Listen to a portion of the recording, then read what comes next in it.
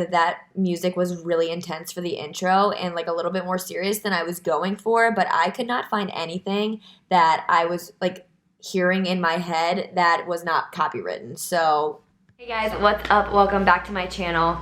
I'm kind of wondering if I like want to keep saying that. I don't really know. I feel like everybody says that, so I feel like that's why I say it. I don't really know. Anyways, what's up? Hello, Kallie here. So I just hit 1 year as a Soulcycle instructor, which is crazy, on April 14th. So April 13th of 2018, I signed my contract with Soulcycle to officially become a Soulcycle instructor. And then on April 14th, the very next day in New York, I taught my very first class, 12:45, FIDI on a Saturday. It was like such a random thing, but they're like, who's still in town? And I was like, me. And they're like, okay, cool, you're teaching tomorrow. And I was like, ugh. So fast forward, 1 year later, I'm here. I'm in Maryland and DC. I teach in Bethesda a ton, and I'm also in DC. I'm living in Bethesda, and I still love it so much. So I was like, I'm a little late to the game, obviously, because my 1 year was like almost 2 weeks ago. No, well, it was like a week and a half ago. And it was so great, and it was just so, it's just so surreal to think that I've been doing this job for a full year. Like, it flew by. And I know it's like, oh, time flies when you're having fun, but not only that, like, it's just like, there's so much you're like learning in your first year. So I was like, oh, like and then I like had this idea that I was like, I'm gonna do a video talking about all the things that I learned in my first year of teaching at Soulcycle. And there's gonna be things that I forget because they just like come to me randomly, but I wrote them down. So if I'm looking down, it's because I'm looking at my little bullet points that I made. Some of them are like super light, some of them are like cheesy, but it's just all the things that I learned in the past year. And I don't know, I just was like, maybe someone would wanna hear this, maybe not, I don't know. But let's get started. So I'd say the first thing, it's crazy like just to think about like your progression over time at Soulcycle. So like when you start out, you're obviously like nervous and you're anxious and you don't have a set schedule. So I didn't have a set schedule for like a month. So I was very fortunate that like after literally a month of like subbing and teaching other people's classes who were like away or sick or anything like that, like I had like my schedule that I had for literally 8 months straight. And then like things started changing back in February, and I just feel like I've been having so much change since then. The first thing that I think I learned was just that everything takes time, and you need to give everything time, and you should not overthink things. And this goes obviously hand in hand with my job, but also like in life, like everything really does take time. You know, like building a time slot takes time, getting comfortable takes time, and just if you overthink it, like you're gonna be your own worst enemy. And like I'm learning that, I'm still learning that. And it's just like part of like the beast of it all in this job, but at the same time, it's just like you really have to just let time take over sometimes. Does that make any sense at all? Probably not. And the second thing kind of goes along with that, and this is just like a huge thing. I wrote it at the very end, but I'm talking about it now, is just the word trust. And I've talked about it before, and it's just trusting the process.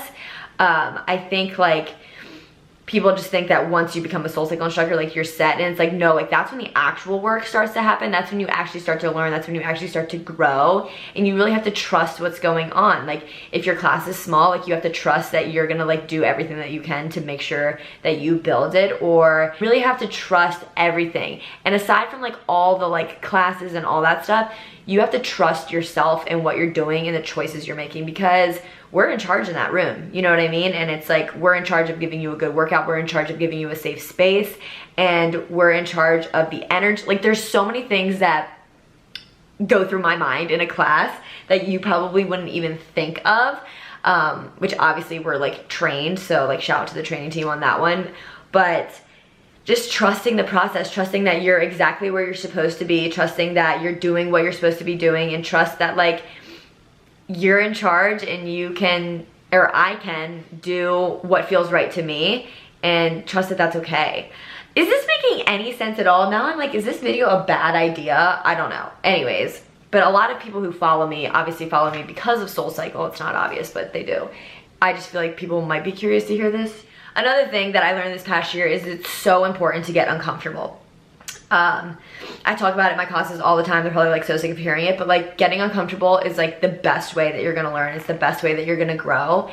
And I want my classes to get uncomfortable in the sense that they're putting on so much resistance, or that they are being vulnerable, or they're being open, and it's uncomfortable, and it like no one wants to like always do that, but at the same time, like that's when you start to like really learn about yourself, which I think is so cool. But for me, the getting uncomfortable in the past year is trying new things, like not being afraid to try new things, whether that be choreography, whether that be the flow of what I do in class, whether that be taking someone else's class, whether it just be getting uncomfortable.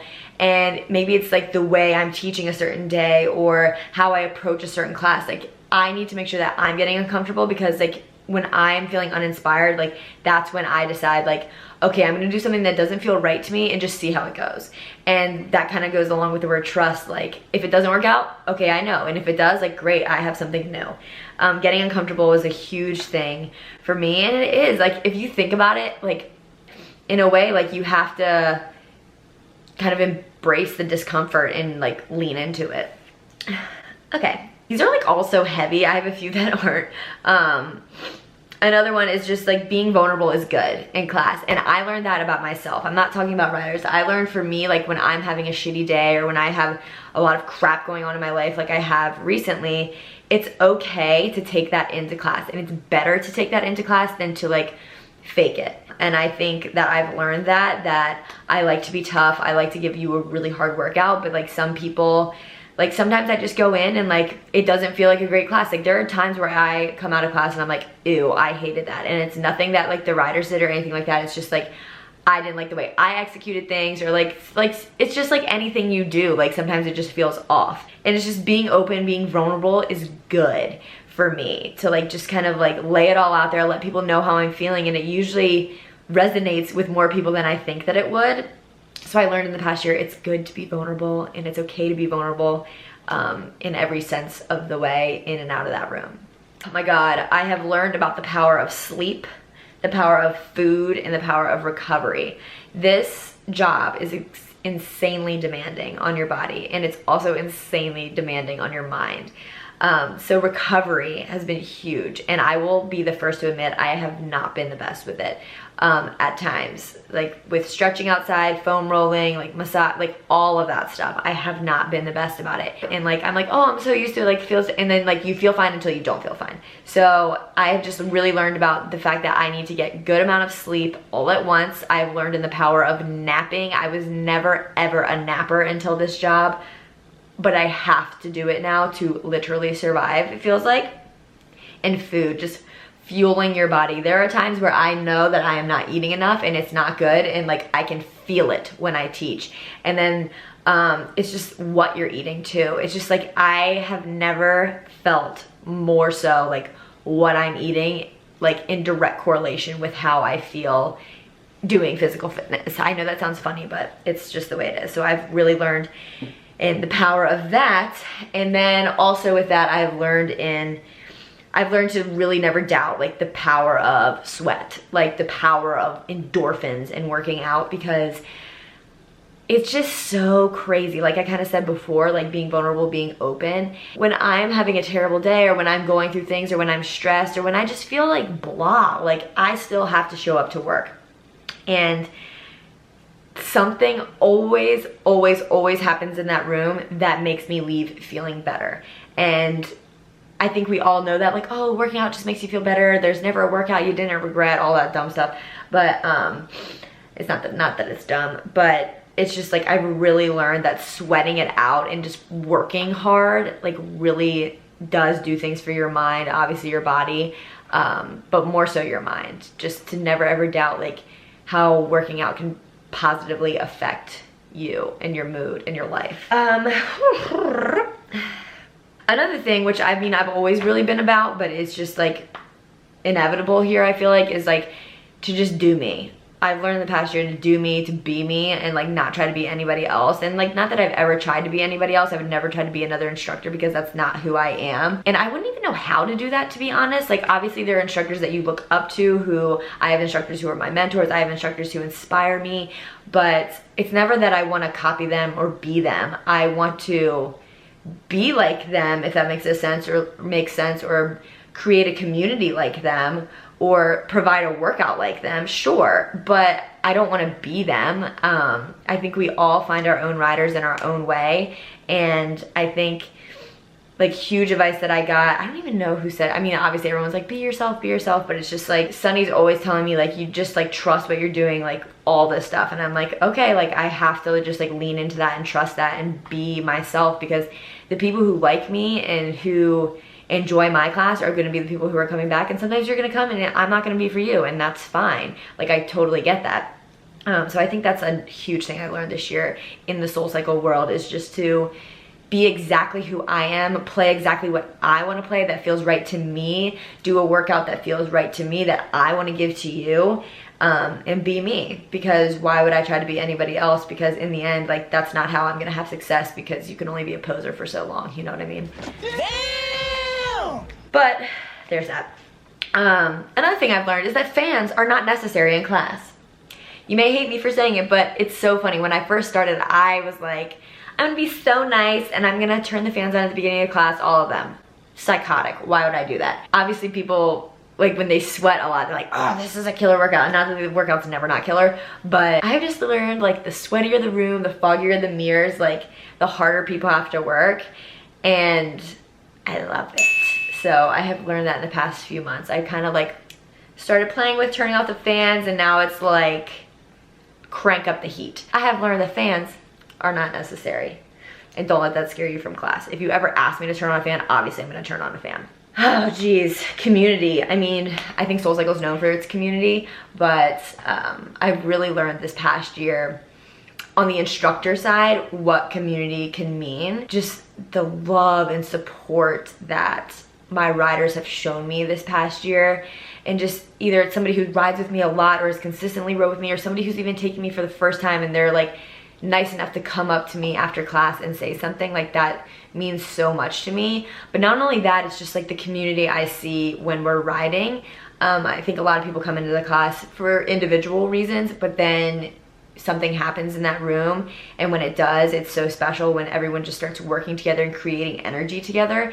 And I've just learned that community is such a special thing, and it's everything in that room. Like you need it in order for like everything to be like clicking and working, and it's just so incredible. And I'm so grateful to everyone who's clipped in with me the past year, and even if they've only clipped in once or if they've clipped in like 100 times, like it's just like, it's wow, it's nuts. And kind of along with that, I think I have really learned in the past year, I've never been somebody who's been like super, spiritual is not the right word. I don't really know the word, but like someone's vibe, someone's energy, like I have never felt that more than being an instructor in that room. Like you can, it's crazy that I can see when someone walks in the door what kind of day they're probably having, or just the way they're riding.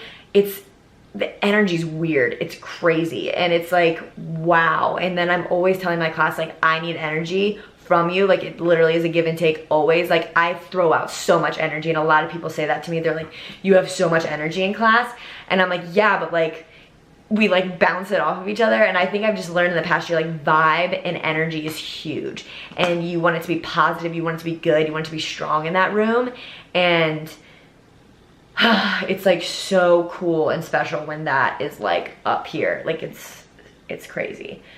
I don't know, I just like want to keep this like rather short, so I'm just gonna say one more thing. Like in the past year, what I've learned is I'm just insanely grateful for this job. I know it sounds so cliche and so like lame, but like I'm just so grateful, like I said, for every person who's clipped in with me, for every person who works on the staff. Like just like it's a lot of work to like keep Soulcycle running at like a well-oiled machine like it is.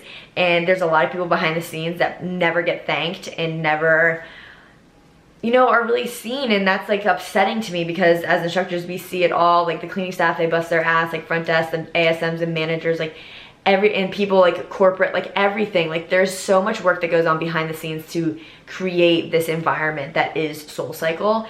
And I'm just so grateful to be a part of it.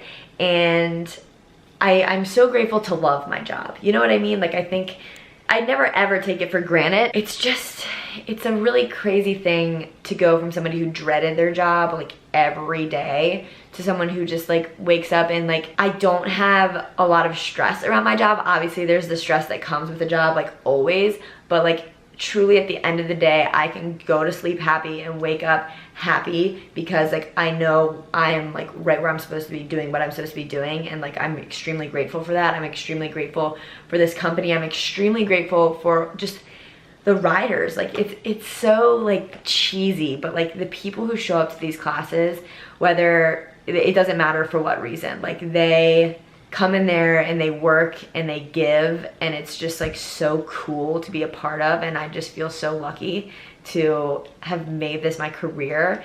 And I just can't believe it's been a year. I'm like, oh my god, like 365 days. Like somebody asked me the other day, they're like, how many classes have you taught in the past year? And I don't know if there's a way for us to specifically track that. I think I'm literally around like, this could be crazy, but based on like my playlist, I think I've been around like 800 to 900 classes in the past year. Does that sound right? I don't know, math wise, but based on that, yeah, like that's crazy to think about. It's nuts, and I'm so excited for what the future has to hold. I'm so excited for what's next and for the next 365. And I don't know, I just like felt the weird need to make this video, so I hope you like it.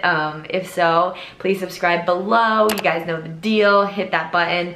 And then if you don't already, just follow me over on Instagram. It's CalFitLife. I post a lot over there, Instagram stories, Soulcycle stuff, obviously.